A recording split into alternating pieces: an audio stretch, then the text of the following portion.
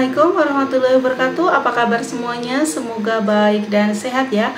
Oke, ketemu lagi dengan Osin Fabila Channel. Nah, di video kali ini aku akan membahas atau menjawab pertanyaan dari subscriber aku, dan dia menanyakan syarat menikah dengan WNA Turki. Kebetulan ini untuk WNA warga negara Indonesianya yaitu pria. Jadi dia akan menikah dengan warga negara asing yaitu Turki dan menikahnya di Turki. Oke teman-teman, jadi ini persyaratannya akan aku jelaskan step by stepnya ya. Dan buat teman-teman yang baru gabung di channel aku, jangan lupa dukung channel aku dengan cara like, subscribe, dan teman yang udah selalu dukung channel aku, makasih ya. Dan jangan lupa tinggalkan komen ya. Oke, simak video selengkapnya ya.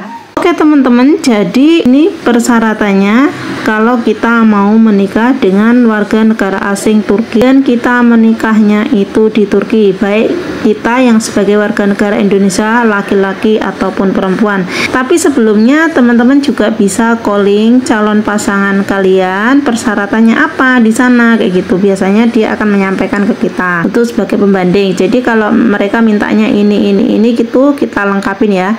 Nah, yang harus kita siapkan di sini yaitu kita harus ada formulir N1, N2, N4, N5 dan N10, 5 formulir ya. Nah, terus N1 itu nanti kita dapatkan dari kelurahan. Nah, syaratnya apa untuk mendapatkan N1 itu? Yaitu surat pengantar dari RT kan. Kita pertama-tama kita datang ke RT RW dulu ya, bilang aja untuk minta surat pengantar menikah dengan WNA asing atau WNA Turki. Nah, nanti di suratnya itu teman-teman harus ada keterangannya, WNA Turkinya itu namanya siapa kayak gitu ya. Ada keterangan nama kita dan nama WNA-nya ya, seperti itu. Nah, terus nanti kalau surat pengantarnya ini sudah semuanya, kita lanjutnya ke kelurahan ya.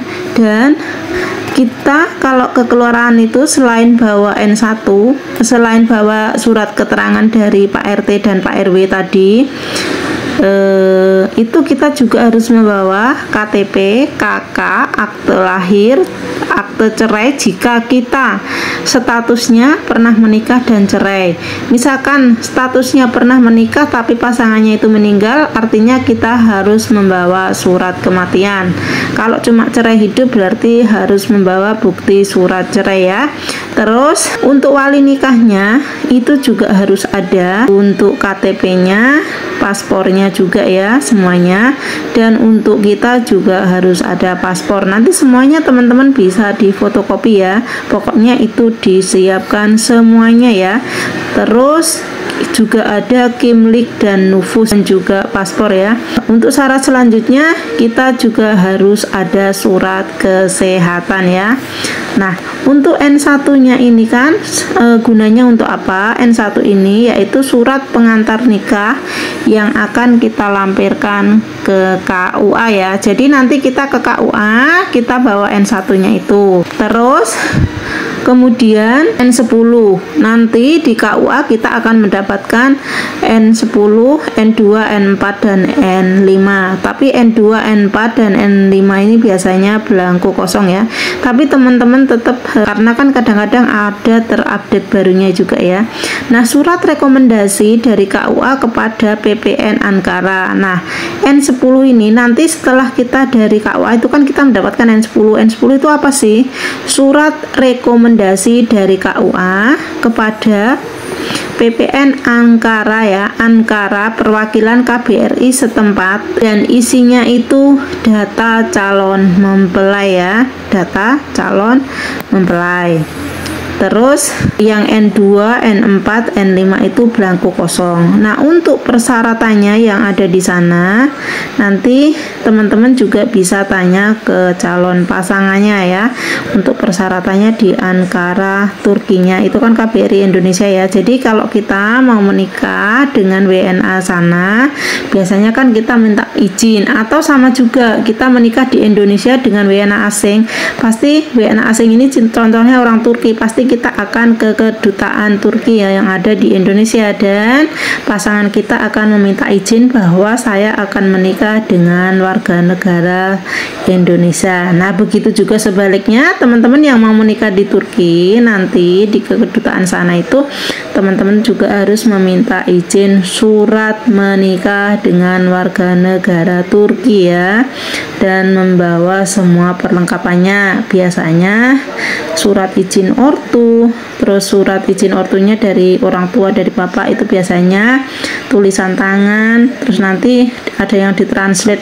Pokoknya untuk info selengkapnya, untuk persyaratan yang di sana itu teman-teman juga harus konsultasi dengan calon pasangannya. Jangan sampai kita udah sampai di sana miscommunication dan nggak lengkap dokumennya, kan sayang ya, udah terbang mahal-mahal tiketnya dan ada yang kurang dokumennya ya. Jadi setelah kita melengkapi semuanya, kita juga harus tanya juga ya, biar nggak miskomunikasi. Nah, untuk selanjutnya, untuk pemohon warga negara Indonesia, surat N1 hingga N5 asli yang didapatkan dari kelurahan.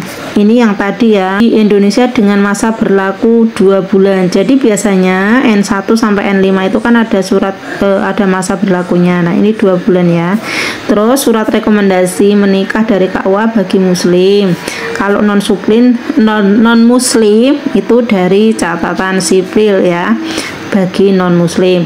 Jika pemohon berstatus janda atau duda cerai, maka perlu dilengkapi dengan akte perceraian. Pemohon wanita harus menunggu masa iddah atau penantian sesuai jumlah hari yang telah ditentukan pihak Turki, yaitu 300 hari. Kalender merujuk pada website yang terupdate sekarang, teman-teman bisa cek ya di situ. Jika pemohon adalah janda atau duda karena kematian, seperti yang aku jelaskan tadi, harus ada surat kematiannya ya, baik untuk istri atau suami. Nah, jika pemohon belum lapor diri, hendaknya lapor diri dulu ya di sana nanti.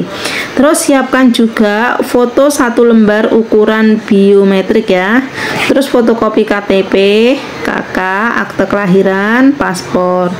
Dan untuk masuk Turki, menyarankan permohonan untuk masuk Turki dengan membawa SKCK atau surat keterangan catatan kepolisian. Ini harus bawa juga ya. Ini pengalaman aku dulu juga di Pakistan, itu suami juga bawa surat itu ya, surat catatan kepolisian ya. Dan akte kelahiran untuk kelancaran pengurusan izin tinggal di Turki di kemudian hari. Karena setelah kalian menikah di Turki, kalian kan harus mengurus surat izin tinggal di sana ya, sama kayak kita menikah di Indonesia. Pasangan kita yang WNA pasti akan mengurus surat izin tinggal ya, seperti itu. Nah, untuk calon dari warga negara Turki, foto 1 lembar ukuran biometrik, fotokopi kimlik atau izin tinggal, dan paspor. Kimlik itu izin tinggal ya, kimlik itu izin tinggal atau visa kayak gitu ya. Terus surat keterangan single itu nufus, kalau di sana bahasanya itu nufus kait kornegi. Aku tuh nggak bisa bahasa Turki ya. Nah, teman-teman yang tadi belum tahu apa itu kimlik, izin tinggal, dan nufus itu kayak surat keterangan single gitu ya. Nah, terus surat keterangan berkelakuan baik itu juga harus untuk warga negara Turkinya ya. Terus surat keterangan berkelakuan baik. Terus untuk calon suami, agar menyertakan slip gaji, surat pengantar nikah, tidak dikenakan biaya untuk slip gajinya kita. Tapi ini nggak tahu ya teman-teman, harusnya enggak ya, cuman buat jaga-jaga aja, tapi harusnya enggak ada ya, surat pengantar nikah tidak dikenakan biaya. Terus pembuatan janji temu seperti itu ya. Nah, persyaratan tambahan biasanya bagi pasangan WNI yang menikah dengan WNA Turki, bukan warga negara Turki atau warga negara Turki 2 kewarganegaraan maksudnya ya, surat berstatus single dari perwakilan kedutaan besar ya.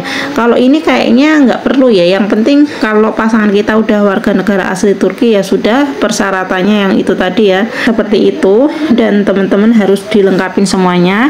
Kalau sudah lengkap baru kalian bisa terbang ke sana ya. Dan kalau ke sana kan kita paspornya minimal 6 bulan ya, kurang lebih Pokoknya jangan sampai misalkan paspornya itu mau expired, itu jangan ke sana ya. Minimal 6 bulan itu sebelum expired itu masih bisa ya. Tapi misalkan paspor kita 3 bulan lagi expired gitu, kita harus perpanjang dulu ya gitu. Jadi nanti untuk izin tinggalnya di sana kita ngurusnya, kita setelah menikah nanti kita akan akan bisa mengurus surat izin tinggalnya. Kalau di sini biasanya kayak ITAS seperti itu ya.